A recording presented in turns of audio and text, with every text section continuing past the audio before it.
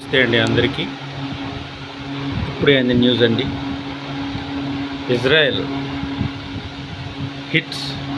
Hits Syria's presidential palace, it's blown up.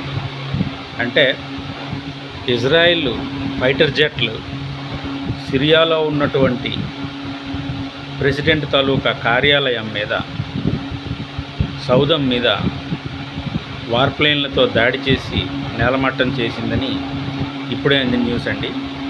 ఎందుకంటే సిరియాలో ఉన్నటువంటి బషార్ అల్ అసద్ అనే ఒక మునుపటి ప్రెసిడెంటు దేశం విడిచి రష్యా పారిపోయారండి.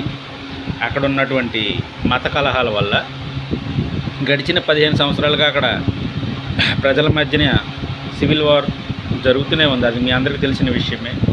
అతను శరణార్థుడిగా ఆ బషార్ అల్ అసద్ అనే ఒక వ్యక్తి రష్యాకి పారిపోయాడు. అక్కడి నుంచి అంతర్యుద్ధం మొదలయ్యి ఈనాటికి కూడా అక్కడ శాంతి నెలకొనలేదు. ఈరోజు ఏం చేసిందంటే ఇజ్రాయిల్ వార్ ప్లేన్లతో, అంటే అంతఃకలాలు ఎక్కడ బోర్డర్ దాకా వచ్చేసాయండి. ఇజ్రాయిల్ బోర్డర్ దాకా వచ్చేసాయి అనమాట. పక్కనే సిరియా పక్కనే ఇజ్రాయిల్ బోర్డర్ అనమాట.